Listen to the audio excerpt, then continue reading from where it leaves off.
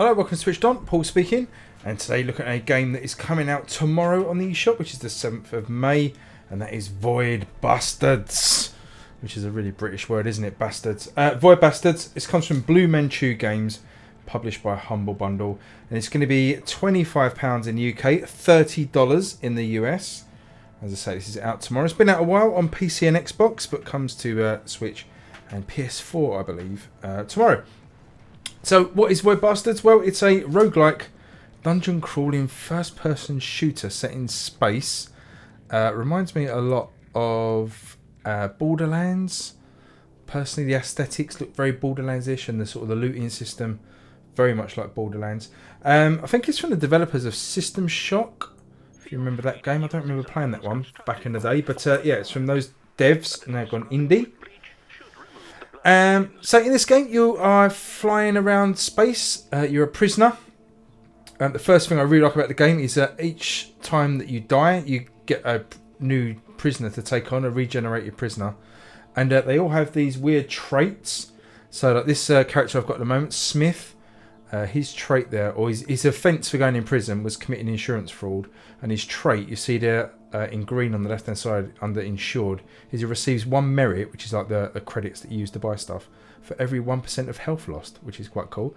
Traits can be positive and negative. A negative one I had on my last run is that the prisoner was a smoker, so every now and again he'd just start coughing and alerting all the enemies to where you are. So it's a really cool system. I really like it. All the characters are randomly generated with these, say, random traits. Another one I had the other day, they were short, so like a short person.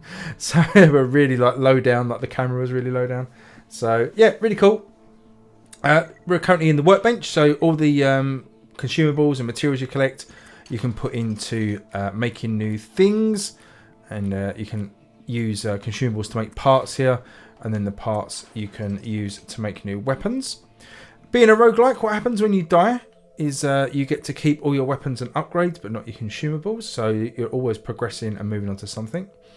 And let's get into one of the runs here. So you start with this system map, and you can choose which ship to jump to. You don't have to jump to every ship in sequence. You can, well, you don't have to enter every ship, I should say. You can sort of jump to this one, and then you can jump to that one and enter it. But if you look at the right hand side, it gives you some information about where you're jumping. So it tells you sort of the makeup of the ship, what enemies there are, if there are any special effects.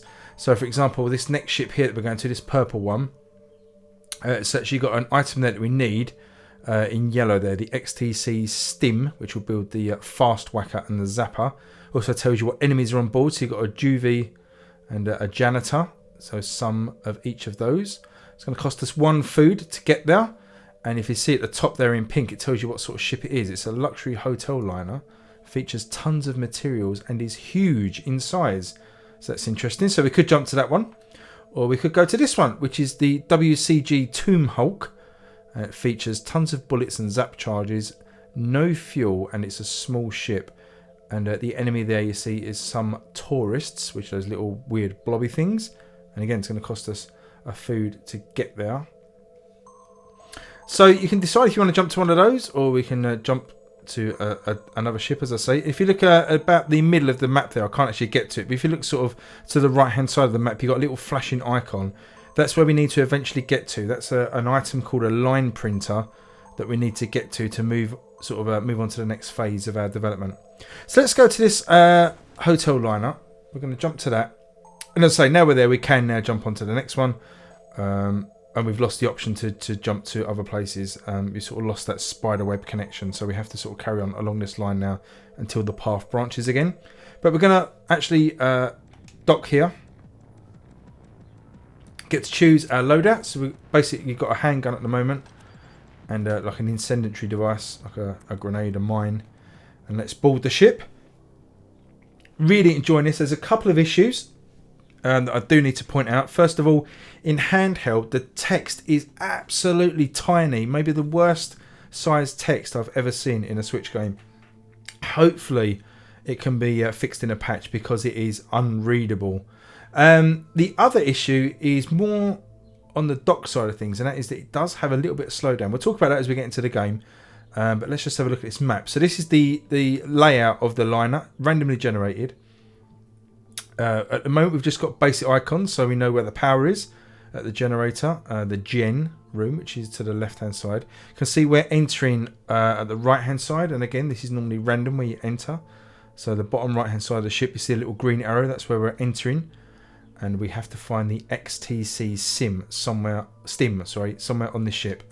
Now as you go along, you'll see we can find we can hack the system and find out where the enemies are, find out where the special items are, and there's all sorts of things we can do. So usually you've got to look out for the green buttons. Again, a bit like Borderlands, where you see like little green chests and stuff, and that is where you can interact and find some loot. So just making our way around the ship, taking care of these baddies. Standard first person shooter controls. Hold down left to run, or the ZL, sorry, to run. ZR to shoot. Left stick to move, right stick to aim. Right button triggers you through your weapons. So at the minute we've only got a handgun, we need this line printer.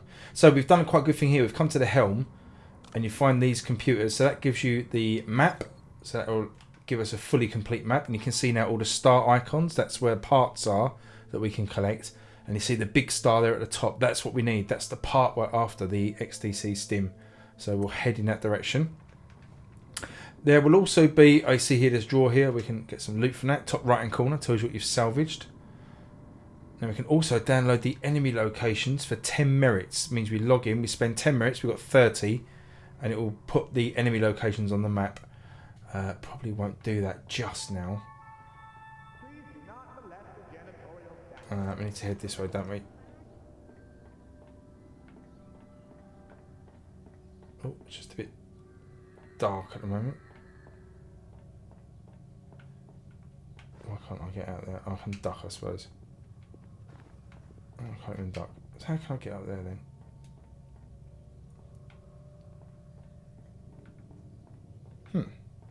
Okay. Oh, we'll come around here anyway. We'll come right round and go up that way. So look out for anything green on the floor, anything flashing. There's a janitor. Take care of that. The handgun can take care of most things at the moment. There is an enemy that's quite powerful that we need to be wary of. But it's really good to get to the helm and to unlock the computer to basically unlock the map. Any of these stars that you see on the mini map or the big map here, the little stars, that's these little green things that you can interact with, usually where there's loot. So we've got some batteries there. There's one over in this corner. And it generally is a good idea to collect as many resources as you can.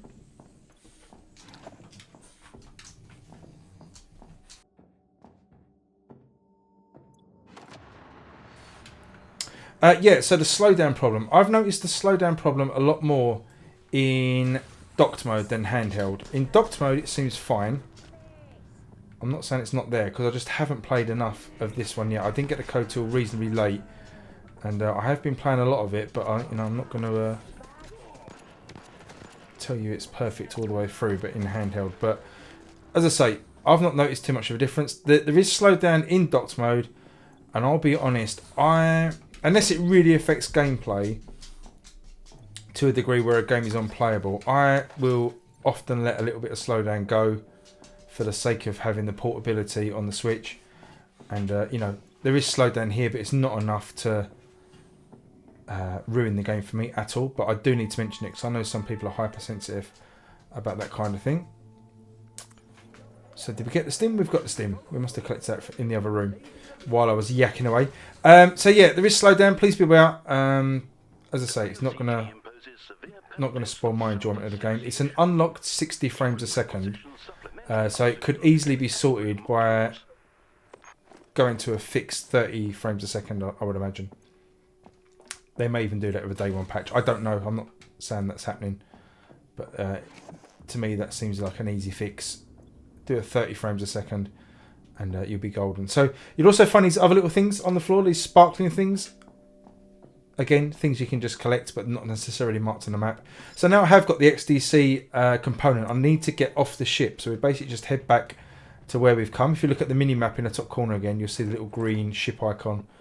That's where we need to get to. The bars at the top, the red one is your health. The green one is your oxygen level. So you do only get a certain amount of time on a ship.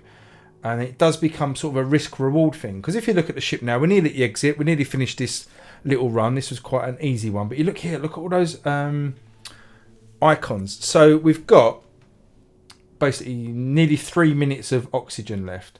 So we could go on a mad dash and pick up some resources while we're here. And also fuel. Let's throw a grenade.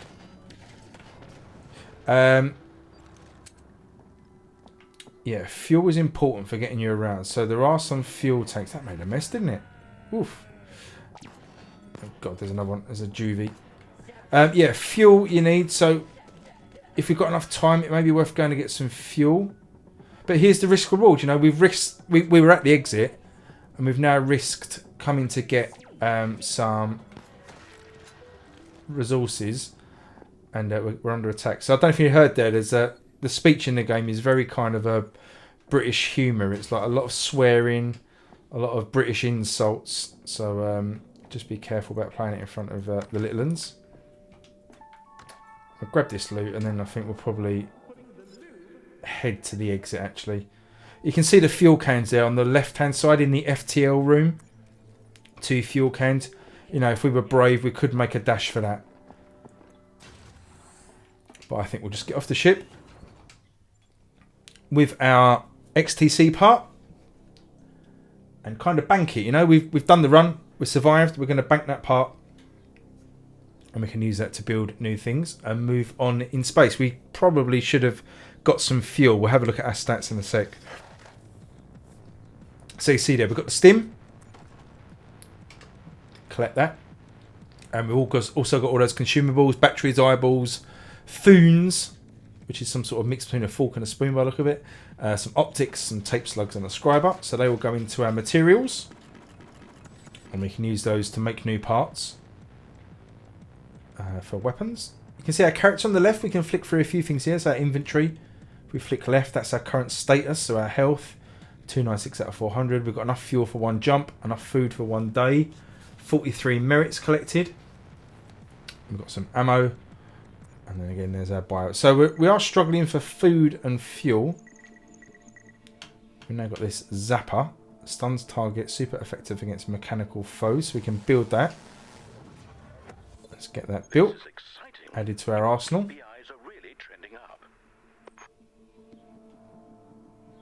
Awesome. And you can see here these parts. So the materials that we collected, we can now build this glow bulb. See the cost to build there is 4 bio parts, 11 plas parts. Oh, sorry, 3 bio parts, 3 plas parts, but we've got 4 and 11 of each respectively. We can build that, and if we build that, we can use that to build the part locator tool. Yeah. So we go back to the workbench, and we can make this part locator, which basically flags up on the map where the parts are that we need to build. So that's going to be really handy for us. Activate locate mode to find the parts needed for an item you desire. So that's fine. So we go back to the star map and we look at our next jump. As I say, we've only got 1 fuel and 1 food left. So we are going to really struggle unless we get something on this ship. We can't jump 2 ships because we won't have enough fuel or food. So we've got to take this WCG therapy brig. See the left hand side there, features therapy, provides new traits, so that's quite interesting for our character. It's got some bullets and zap charges and some slag on there, which is some material. Restraint pad detected, there's like a part there which builds the padded jacket, which I think gives us extra health or some armour. You can see there's many of the Juve enemies, or Juvie, and a few of the screw characters. Now the screws are really like, imagine like the big daddies from Bioshock. They're kind of like those characters. We're gonna jet to here. Our fuel is empty and we're now starving, so we need to find fuel. We need to find food on this ship. Let's load up with weapons. We're going to take the handgun. We're going to take the indirect incendiary thing. And this zapper, which stuns the target. That sounds quite good. So there you go. That's the basic premise of Void Bastards. You fly from ship to ship, collecting materials, trying to craft and build and stay alive. If you do die, you get replaced by a new prisoner with different randomized stats. I had to mention the negative, the slowdown, but you saw in my last run there that there wasn't really any. Not that I saw anyway. If you did see any, then it certainly didn't affect my play of it. And as I say, I have seen it myself, so I do know it's in now. I do know people are hypersensitive to it, so I'm not going to give it a glowing pass. But for me personally, I really don't mind the little bits of slowdown for the offset of it looking great and running most of the time near 60 frames a second. And also, more importantly, being a really, really fun game. Absolutely love this game. It's becoming one of my favourite games of the year so far to play. Really quite surprising. I've always wanted Borderlands on the Switch, and obviously we're getting that at the end of the month. But this has kind of slotted into that Borderlands like feel of a shooter-looter, or a looter-shooter, whatever way you want to call it. The game promises 12 to 15 hours story mode. And as you know, most of it is randomized. It's going to be different every time you play it. But yeah, so just be aware of those issues. Bit of slowdown, small text in handheld. Apart from that, loads of fun. Highly recommended. If you like roguelike games, if you like procedurally generated levels, if you like first-person shooters with a lot of style, I'm just going to give this an absolutely glowing recommendation. Go out and buy this game. It's absolutely superb. And hope you all enjoy it as much as I am. Leave me a thumbs up and a comment below if you've enjoyed the video. And please subscribe if you're new. But until then, I will see you guys in the next video. Stay safe and see you again soon. Cheers. Bye-bye.